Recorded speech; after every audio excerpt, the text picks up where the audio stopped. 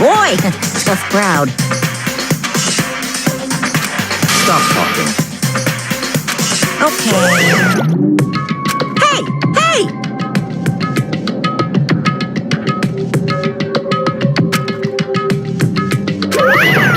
Let's go. Please! What the heck? What the heck?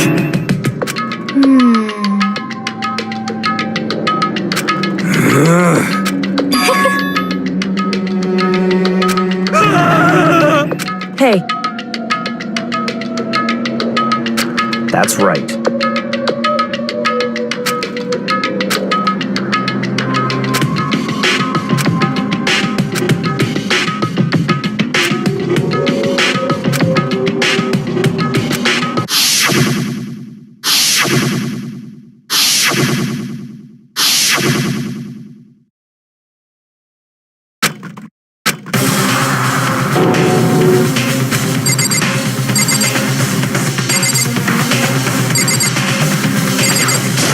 Damn.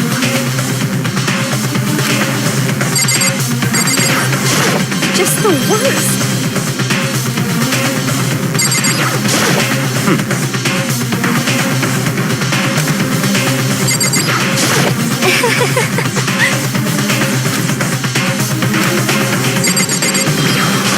Hey.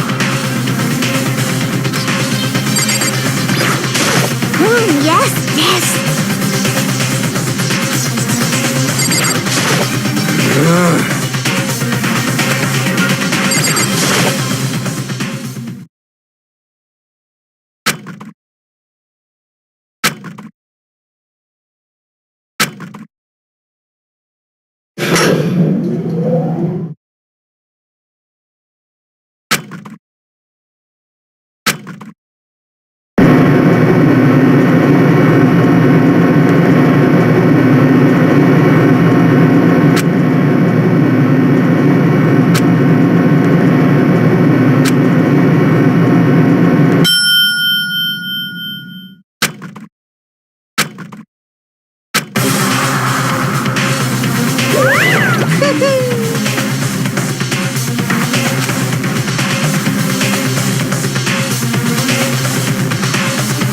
Just the worst.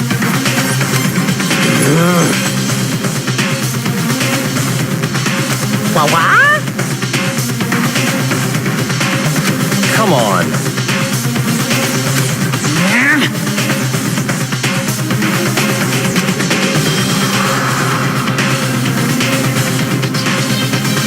Yoo-hoo!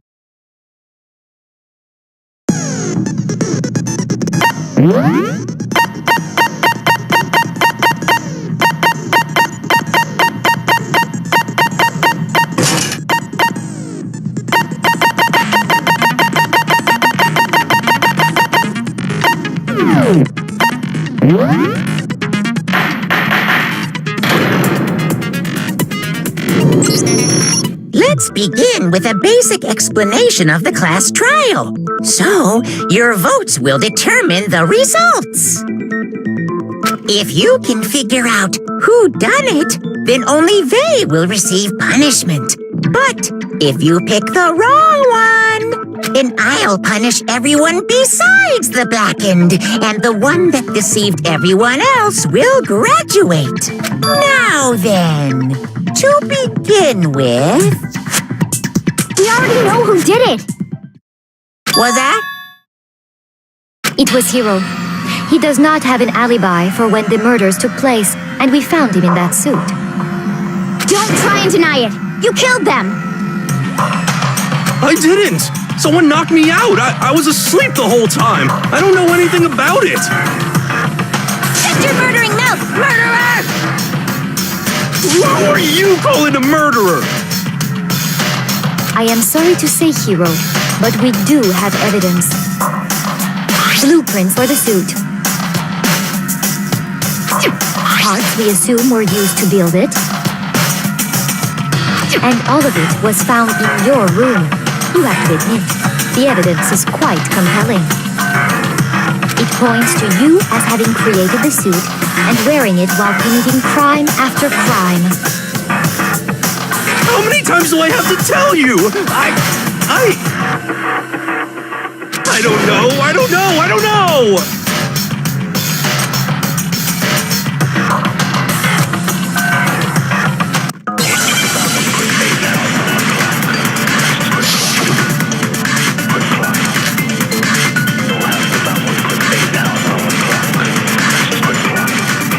Everything we found in your room. The blueprints, the suit cards, they are all pointing off. No, it's wrong.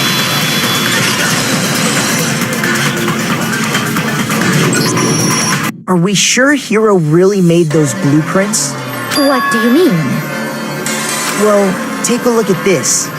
It's the note that Hero wrote, asking everyone to meet up after Alter Ego disappeared. The handwriting's obviously different, wouldn't you say? When you compare it to the blueprints. There's no way you could think the same person made both of them.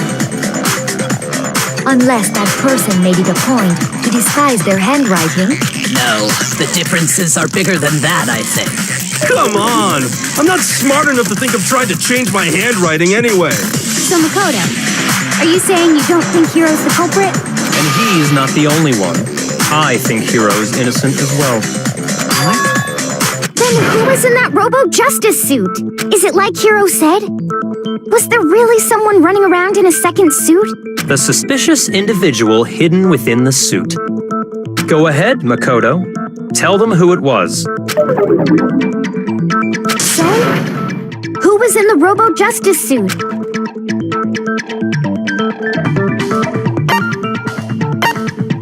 I got it!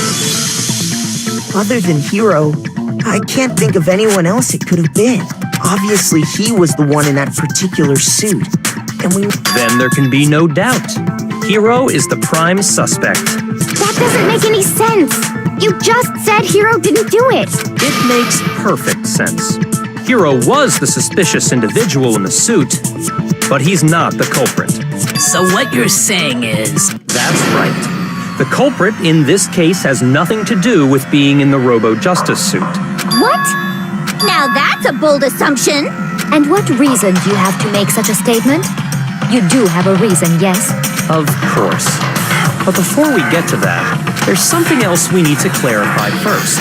So let's get that out of the way. Hey, stop trying to boss us around. All things have a proper order. So what is it? What needs to be clarified? We must clarify the method of transportation for Taka's lifeless body. It would seem that his corpse was moved using certain particular items. Makoto, can you tell us what they were?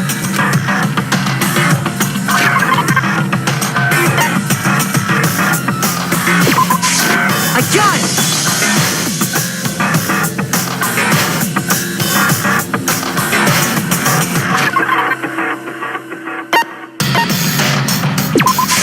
I got it!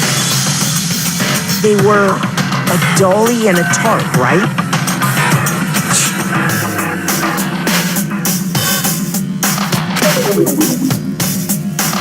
So, let's see if I can explain.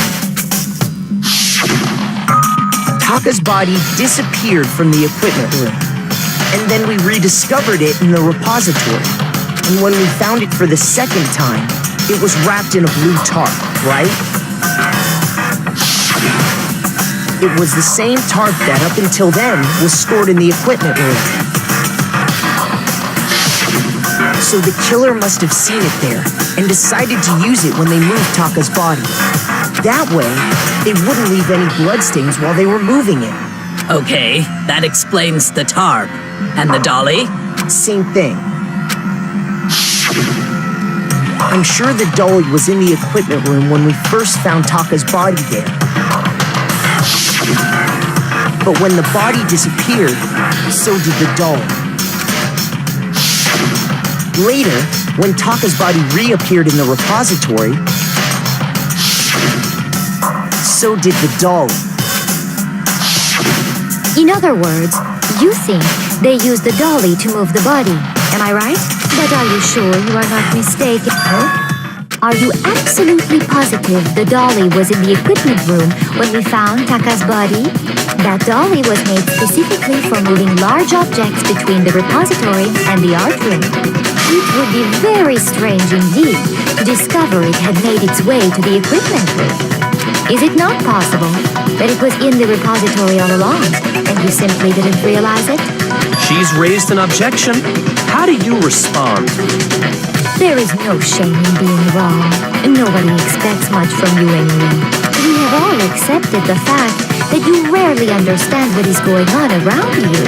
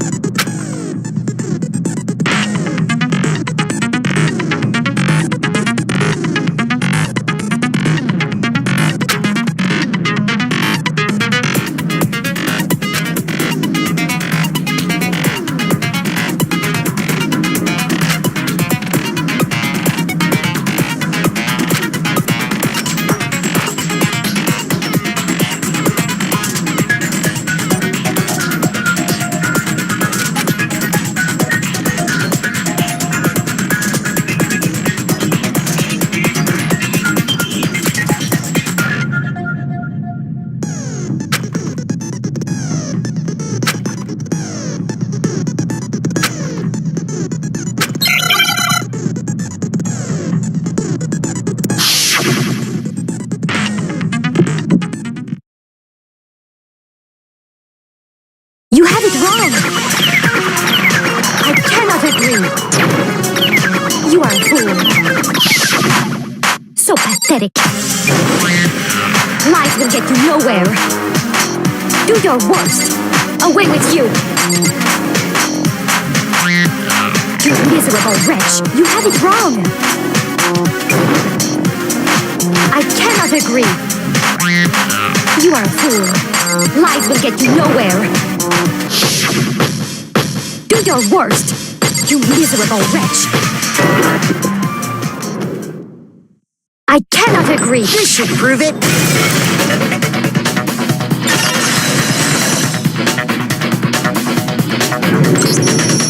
If you're asking for proof that the dolly moved, I have it right here.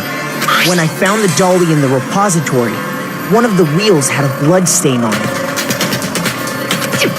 There was a pool of blood in the equipment room with a tire mark in it that matched the dolly wheel's tread. The killer probably rolled the dolly through the blood on accident as they wheeled the body out of the room. And as the blood dried on the tire, they moved the body into the repository. So there's my proof that the dolly was used to move Taka's body.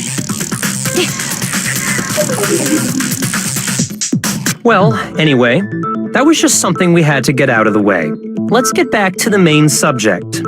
Yeah, the subject of how Robo Justice didn't do it. Because if it's not a killer robot, then what kind of robot is it? I'm not sure that really matters. I'd be happy to explain why the occupant of the suit couldn't possibly be the killer. If you look back on how the body was transported, it will become immediately obvious.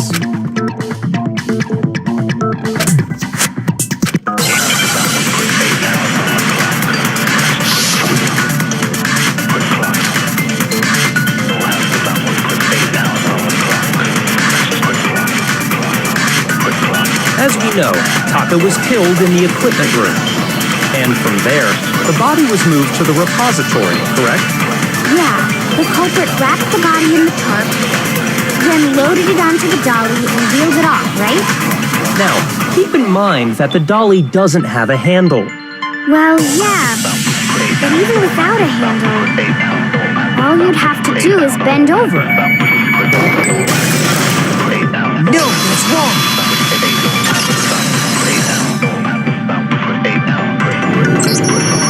You're absolutely right that you could push a dolly without a handle if you stoop down low. But if you were wearing that suit, do you think you could actually get into a position like that? What do you mean? Think back to what you said when we were all checking out the suit together. Remember?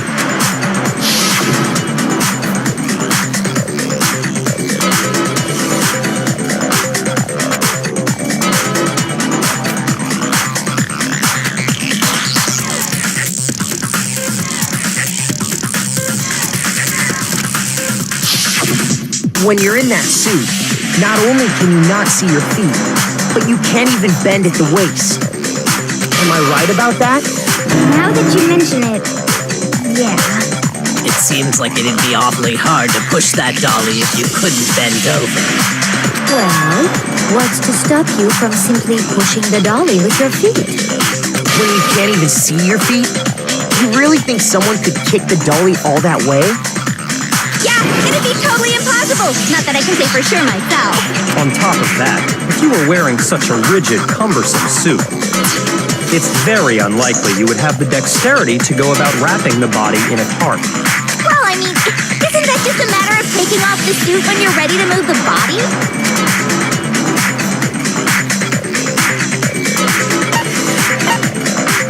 I got it! I don't think taking off the suit was an option. If you remember,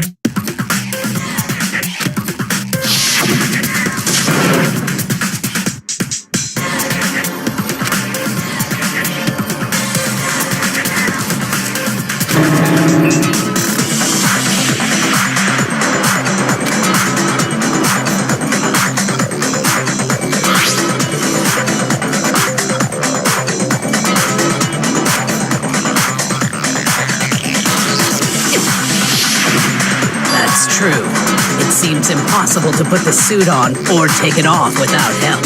Then, you really can't take it off by yourself? Hero wasn't just making it up? Of course I wasn't making it up. if he could have gotten it off by himself, I don't think he would have let us see him wearing it.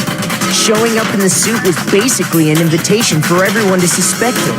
Yeah, that's right. So, it's really, really true that Robo Justice couldn't have moved the dolly? To be clear, whoever did move the body, it couldn't have been Hero in the robot suit, correct? No, wait. Just a second, if you please. Have you forgotten about the picture that I took? You all got a good look at it, did you not? The image of Hifumi being dragged away by Robo Justice? If whoever was in that suit is not the culprit, how do you explain that? Besides, do you remember what the now deceased Hifumi said?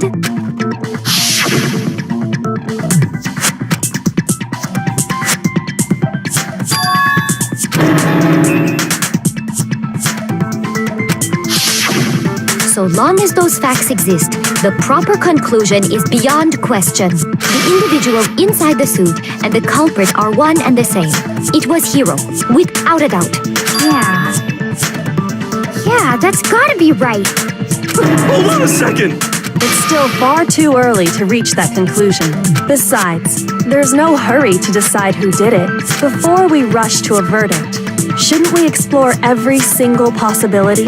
Instead of seizing on one viewpoint, the truth is uncovered by analyzing things from every angle.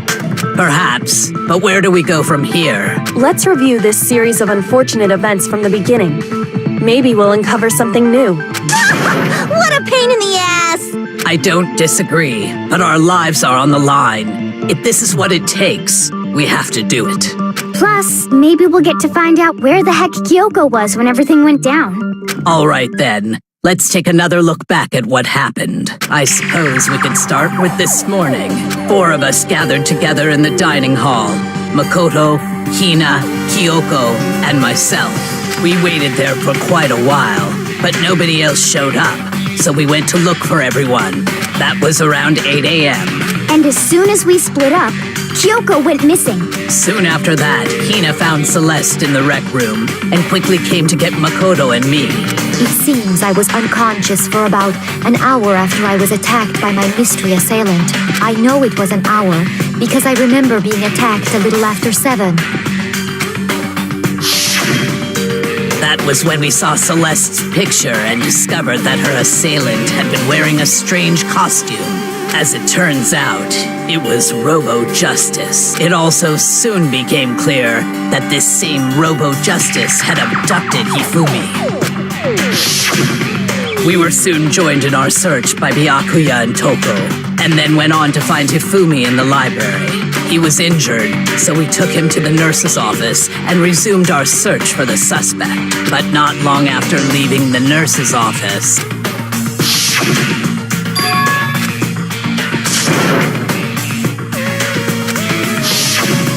When Celeste told us that, we decided to split up and search the second floor. And soon after that, I saw someone moving around on the 3rd floor, and I yelled out to everyone as soon as I did.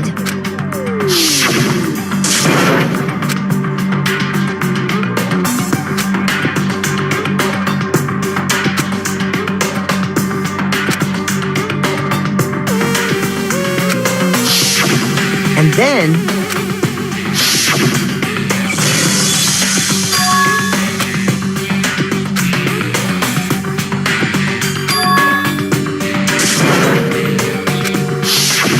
at that point, we decided to divide up into 2 groups. Celeste, Hina, and I went back to the nurse, while Sakura, Byakuya, and Toko chased after the suspect. When we got back to the nurse's office, we found Hifumi, dead. And that's when we heard the body discovery announcement. I left Celeste and Hina there and headed back to the 3rd floor to let the others know what had happened. meanwhile, we had just discovered Taka's body in the equipment room. We must have found both bodies at almost exactly the same time, because we heard the same announcement not long after we discovered his body. And that's when I told you guys about Hifumi. Then the 3 of us headed for the nurse's office. But right after we left the physics lab, we ran into Celeste, who'd arrived after us. And she told us something very surprising. We rushed back to the nurse's office and saw that she was right. Then we remembered we'd left Toko passed out in the equipment room, so we hurried back again.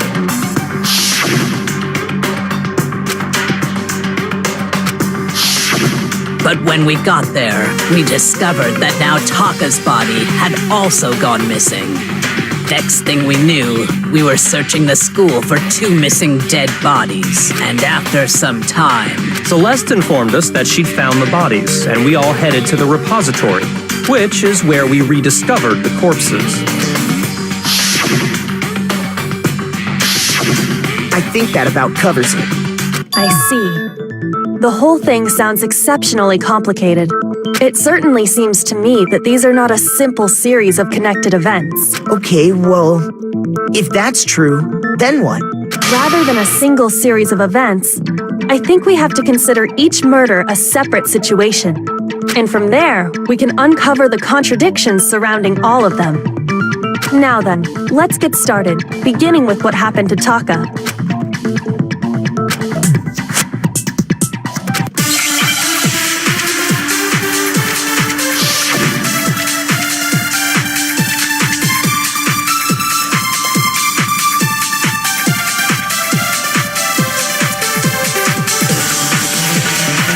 So, regarding Taka's death, I wonder if he died before Hifumi, or perhaps it was after? We already know what order they were killed in. Taka came last. what makes you say that? Because of the numbering of the Justice Hammers. No, that's wrong.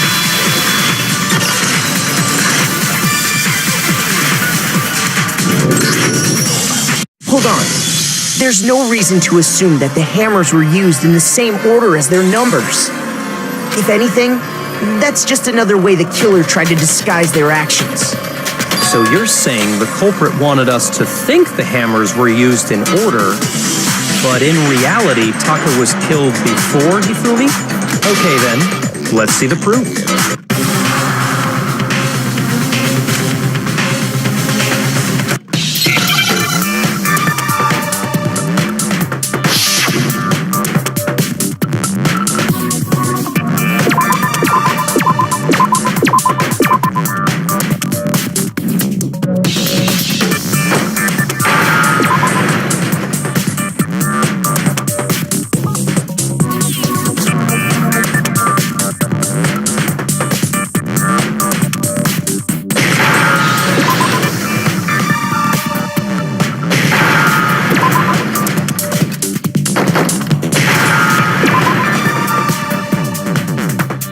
Now I understand.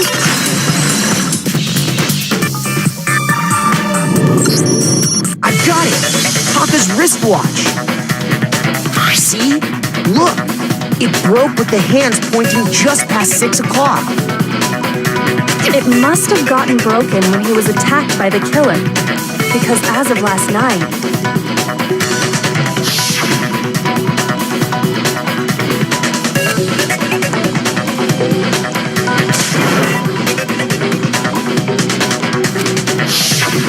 so if it wasn't broken after 6 last night, then he must have been attacked around 6 this morning. And that would be his official time of death. But if that's true, then he was killed well before Hifumi. And before Celeste was attacked this morning, which happened around 7. That's right. Taka was killed before any of the other incidents took place. That simple fact slipped past all of us. We made the wrong assumption about the order of events, all because of those justice hammers. That's exactly why the culprit wrote the numbers on each hammer and had them increase in size. That way, when we saw how they were used in each incident, we'd easily make that wrong assumption. Now, if Taka was killed around 6, then everyone's alibis for his murder go out the window. Because when he was killed, we hadn't met up in the dining hall yet. That may be true in the case of Taka's murder, but all of our alibis still hold true for Hifumi's death. That's right. With him, at least, we're all safe.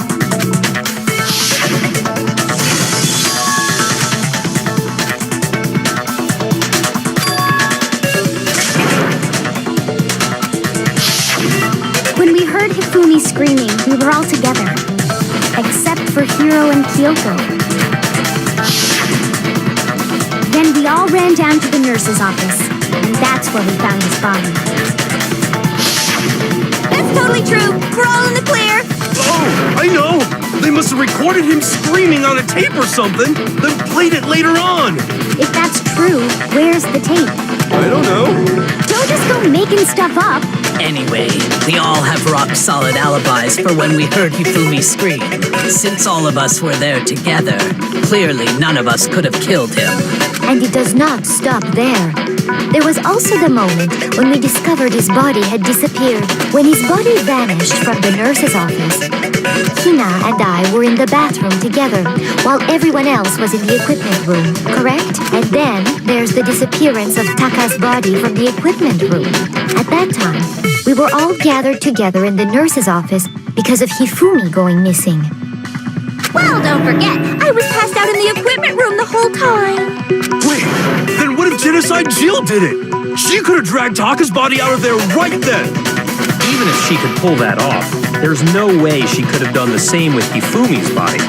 Because, as we just established, she was passed out in the equipment room when his body disappeared. Besides, I didn't do either of them anyway. In other words, it is impossible that any of us could have killed Hifumi or moved either of their bodies. On the other hand, Hiro and Kyoko had disappeared, so they most certainly could have done those things. For now, we can't get fixated on who did it, or we'll just keep going around in circles. So instead of who, I propose we start talking about how. In particular, I think we need to figure out how Hifumi's body got moved. That's true. We searched everywhere, but we couldn't figure out how to explain his body disappearing. And according to what Celeste said,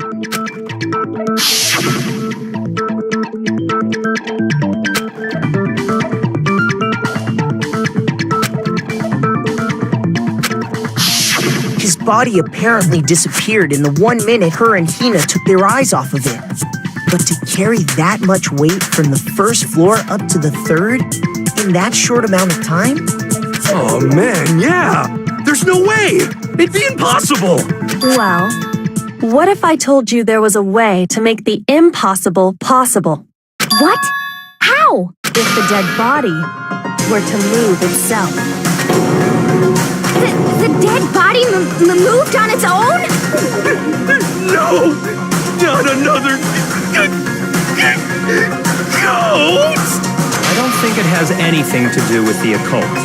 I think what she's implying is we thought Hifumi was dead, but perhaps in reality he was still alive. He was alive? Are you saying Hifumi wasn't carried out of the nurse's office, but simply walked out on his own?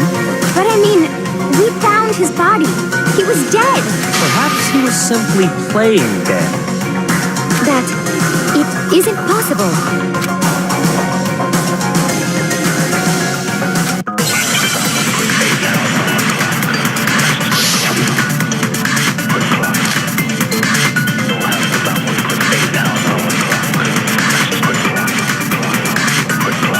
Are you saying that when we first found Hifumi in the nurse's office, there's a chance he was actually still alive? No, it is impossible. Hifumi was dead, without a doubt. And you know that how? Surely you heard the body discovery announcement, along with the rest of us. Hifumi's dead body had been found. And that is why The announcement was made. Are we really so sure about that? Maybe the announcement was intended to signal someone else's discovery.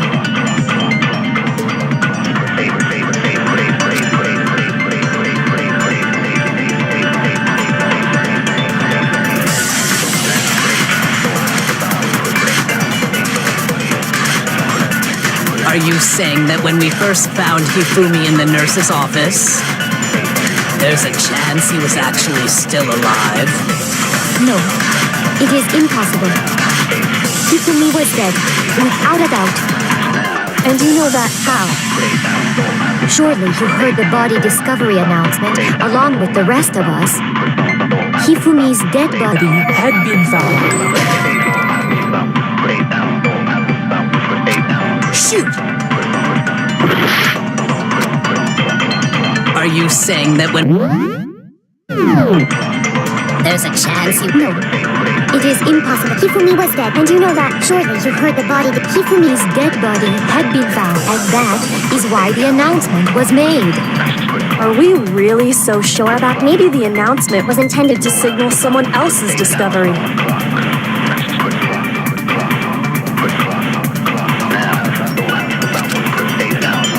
Are you saying that when we first... There's a chance he was actually... No, Hifumi was dead, and you know that. Surely you heard the body discovery announcement. Hifumi's dead body had been found. And that is why the... Are we really... Maybe the announcement was intended to signal someone else's discovery. Are you saying that when we first... There's a chance... No, Hifumi was dead, and you know that. Surely you heard the body discovery. Hifumi's dead body had been found. No, it's wrong.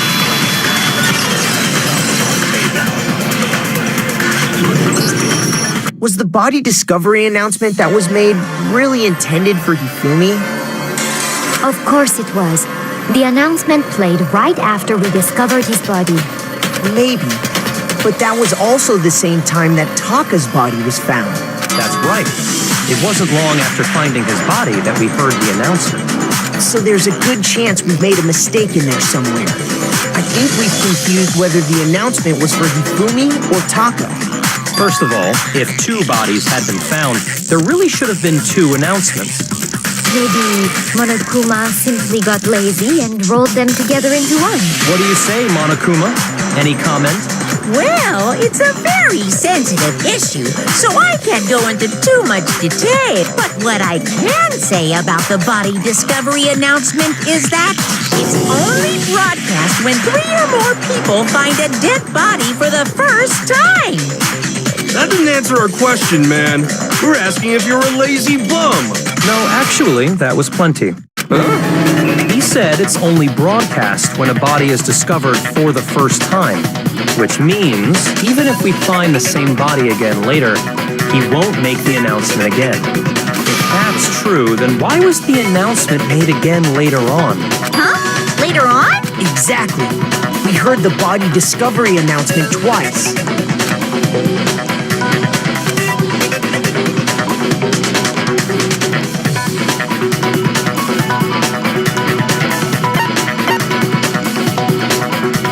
I got it! We heard it a second time in the repository when we rediscovered the two bodies.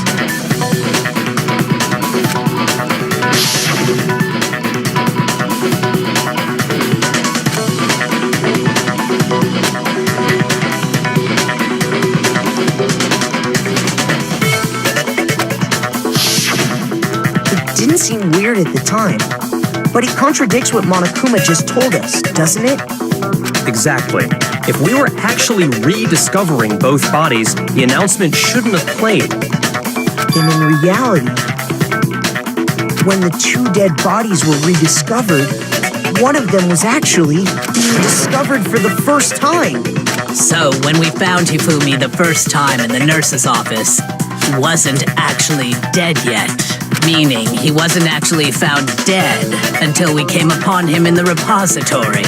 And that's just part of it. There's one other thing that leads me to believe he was still alive in the nurse's office. Oh, I know! Because he was super good at playing dead! Bada bing, bada boo! That is the worst logic I have ever heard. But honestly, I do not think there's anything that can prove he was still alive. Okay then, let's take another look at the events surrounding the discovery of his body. Then it should become clear whether he was really alive or not. This whole thing is pointless.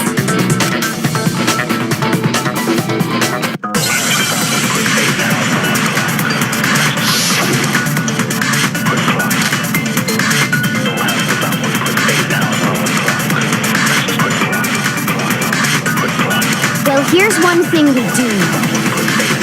The first time we found Hifumi's body was in the nurse's office. And then, while me and Celeste were in the bathroom, his body disappeared. And the next time we saw his body, it was in the repository. But when you compare his body before being moved and his body after being moved, other than the change in how it was positioned, there was no notable difference. No, he's wrong.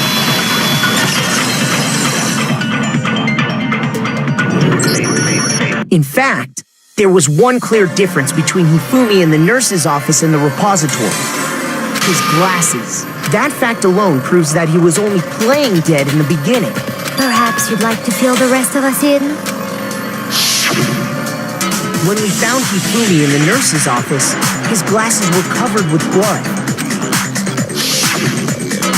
But when we found him again later in the repository, they were spotless. And I found the item he used to wipe them clean in the nurse's office trash can.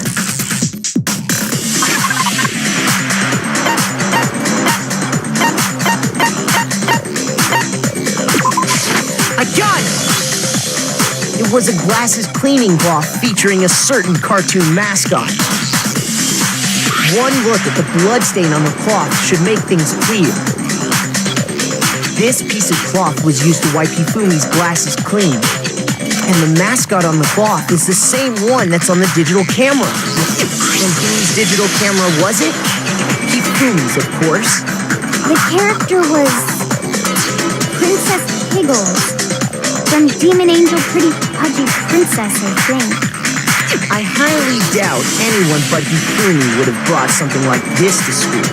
I see your point. And the only people here who wear glasses are... I wouldn't be caught dead using a tacky piece of garbage like that. A few tissues is all I need to keep my glasses clean. Then there's no question. It belonged to Hifumi. So what you're saying is... What exactly? What I'm saying is, The blood on his glasses was wiped away using his own glasses cleaning cloth. Even if that is true, it does not mean he wiped the blood off himself. But who would benefit from a clean pair of glasses other than the glasses owner? That's a good point. And it must have been him, right? So let's assume that Hifumi was still alive in the nurse's office. He pretends to be dead. Then when he's alone, he wipes his glasses clean so he can see. Then he stands up and walks out on his own 2 feet. And with that, the impossible task of moving his copious corpse becomes possible, wouldn't you say? But then, if he was just pretending to be dead, what was with all that blood? Was it... The fridge in the nurse's office contains packs of blood for emergencies. He probably used one of those. He figured if he was gonna play dead, he should go all out, so he just dumped it everywhere! But he got crazy with it and had to wipe his glasses off when he was done! God, what an idiot! And if Hifumi was still alive at that point, the disappearance of Taka's body is easily explained. It should be perfectly obvious who must have moved Taka's corpse. I got it! It could only have been Hifumi. While we were all gathered in the nurse's office, he went to the equipment room and took Taka's body. That also explains how the door to the repository got locked. The door was locked? Well, after the bodies disappeared, we all went looking for them, right? So me and Sakura headed for the repository. But when we got there, the door was locked.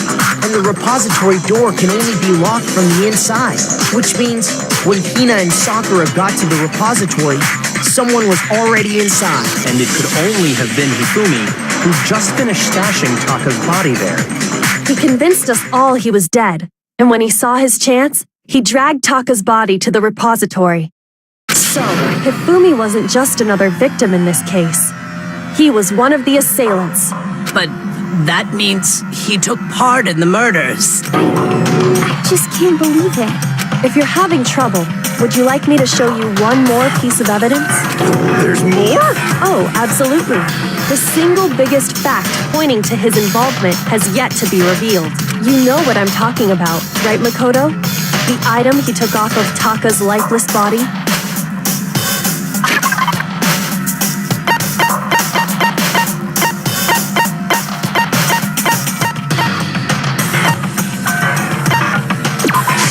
I got it! You're talking about the note Hifumi had hidden away, aren't you? Hidden note? That's right. We found it stuffed in his pants. What? In his pants? Yes, his pants. Okay, well, forget about the pants for now. Take a look at what the note says.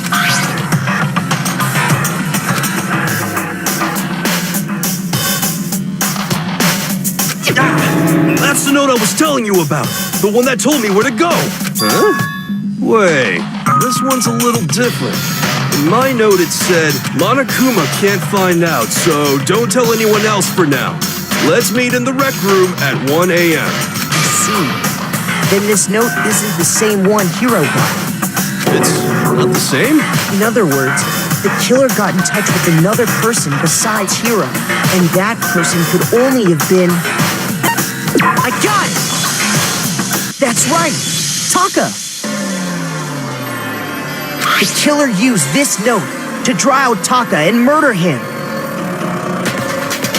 Hello? Over here! Objection! Objection! I don't really understand what's going on, but Hifumi had that letter, right? So whoever wrote it wasn't drawing out TikTok, they were drawing out Huffy! Just to be clear, TikTok is Taka and Huffy is Hifumi, right? Ugh! Yes! Why must you ruin it every time?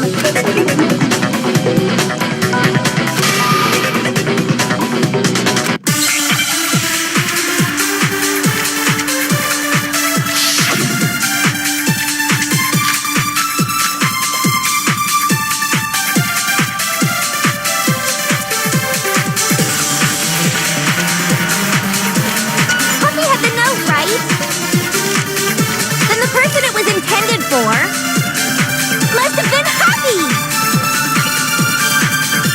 remember what the note said. What time did it say to meet? 6 a.m., I believe. The time doesn't matter. The note has nothing to do with TikTok. No, it's wrong.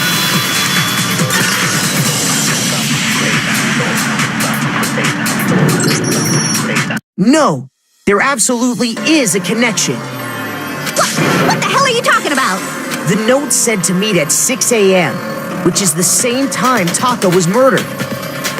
We've already proven that using his wristwatch. But there's more. Look where the note says to meet. The equipment room, right? Which is where Taka was killed. I see. So, Taka was murdered at both the time and place written in the note. I think that should be plenty to show that this note was definitely meant for Taka. Well, when you put it like that... No further objections. Then someone used that note to trick Taka. Just the same as me. The culprit really is a cold-blooded monster. Telling people they found a way out. But if they gave the note to Taka, what was Hifumi doing with it? Stuffed down his pants, no less. Most likely, Hifumi stole it off Taka's corpse after he died. He stole it? Where's your proof? Go ahead, show us.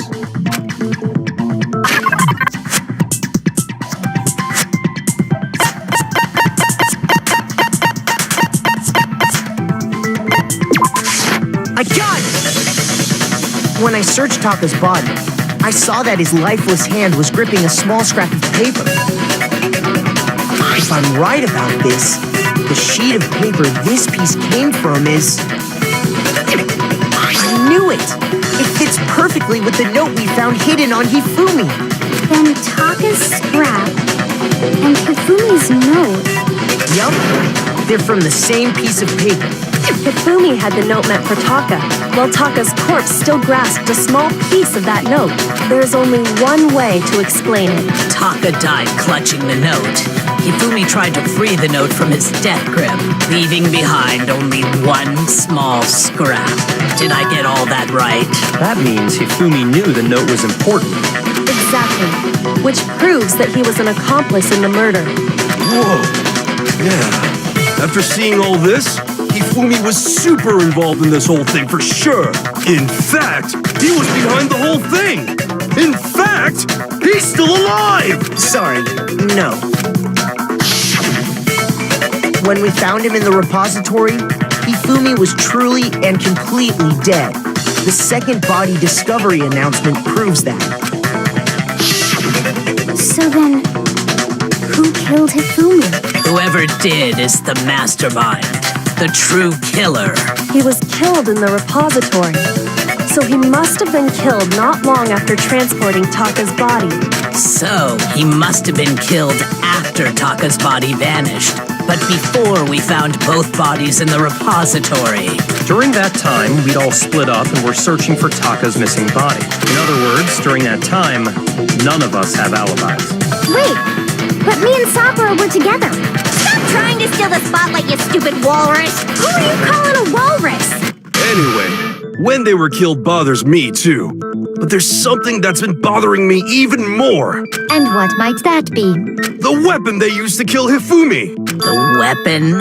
Yeah, because I mean, according to the Monokuma file, the way Taka and Hifumi were killed was almost the same, with them having similar fractures and all. But Justice Hammer 3 and 4 were still laying around in the nurse's office and equipment room, right? So if Hifumi was killed in the repository, the culprit would have had to grab one of the hammers, kill Hifumi, then put the hammer back where they found it. But wouldn't that be seriously risky for him? I'm surprised. It seems there's some semblance of a brain knocking around that skull of yours after all. Hell yeah, it's packed in there good and tight. He's right, though. I don't understand it either. The Monokuma file makes it clear that they were killed using similar instruments. But if the hammers were already laying around those other rooms... So the question is, how could the culprit have gotten their hands on either of the hammers? Personally, I haven't a clue.